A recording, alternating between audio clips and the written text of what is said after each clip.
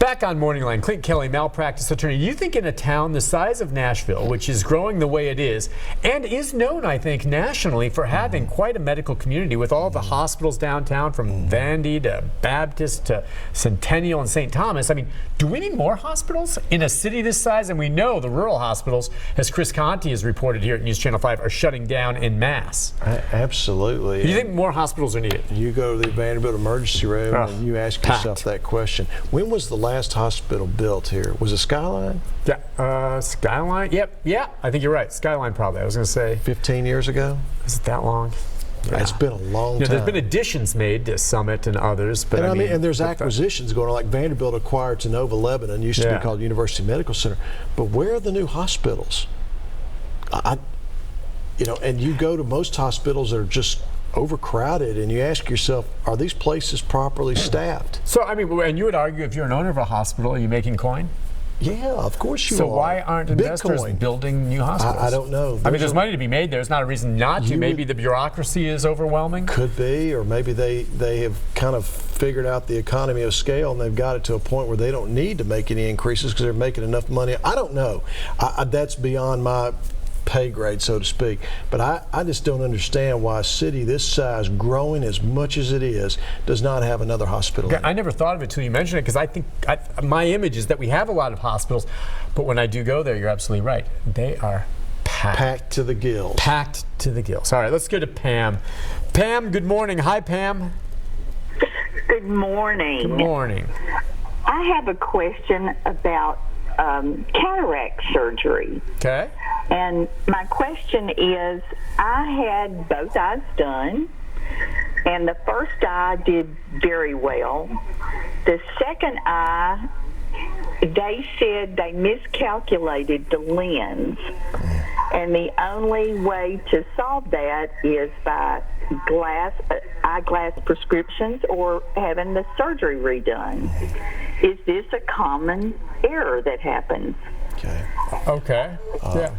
Pam, I don't know the error rate. I can tell you it happens. In fact, I've had a case very similar to that. And there are certain eye surgeons that are known for having more of those errors than others. I just don't know what the rate is. Now, I don't want to miscommunicate it, but it's not tiny. Let's put it that way. And now, how would you get a case out of that? Well, everything. Meaning that they messed it up? You have to have glasses or have the surgery again? Has she been damaged? Eye surgery now, Nick, is heavily computerized. Yeah. There's software that's used to make calculations for the machine to know how it's going to do its cutting or its the LASIK, that sort of thing. And it's up to the surgeon to make sure that the proper program, the proper calculations are made, inputting the proper calculations. It's the surgeon's responsibility. And if it's not done properly, then you get damage to the eye. And in Pam's case, she's got to make a tough choice. Do I just take my chances again with another machine where it could even be worse?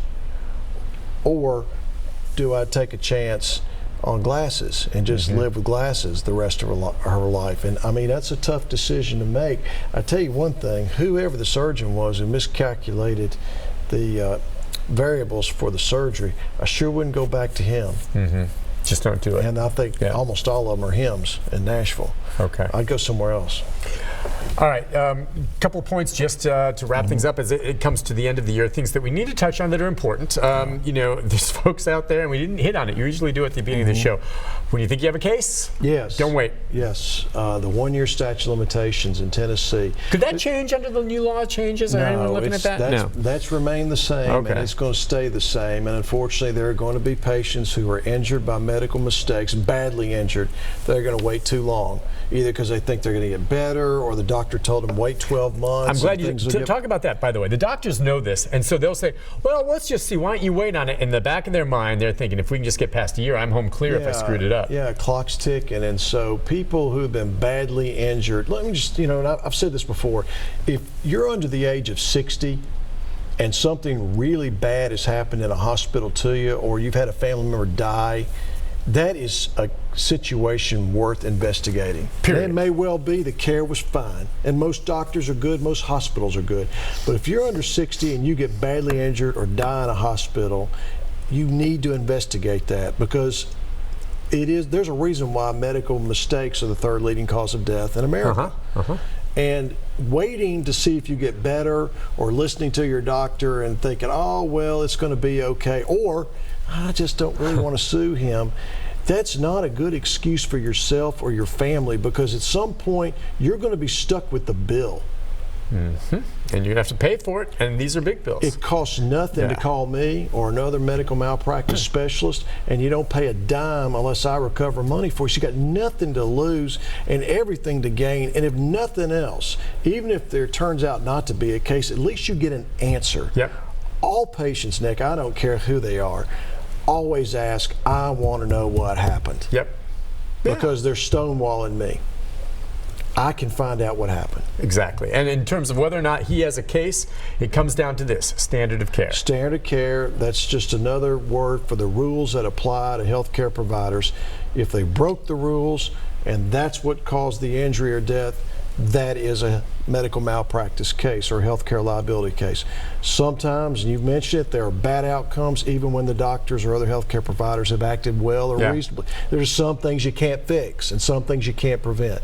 But for all the others that are the result of medical mistakes or hospital mistakes, if there is a bad injury, amputation, paralysis, brain damage, inability to work the rest of your life, or a gigantic medical bill where you're going to get stuck with the bill, that is a case worth picking up the phone. All you do is call. That's it. Real quick, as we just have a couple minutes left, and I mentioned it at the beginning of the show, we got a lot of calls today.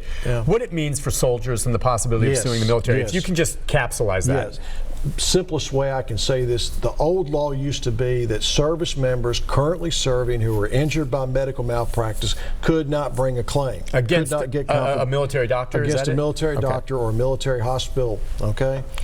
That is changed now. The Congress has now passed a law that will allow service members to be compensated for claims against the military arising purely out of medical mistakes. Now, they can't sue in court. That still is the law.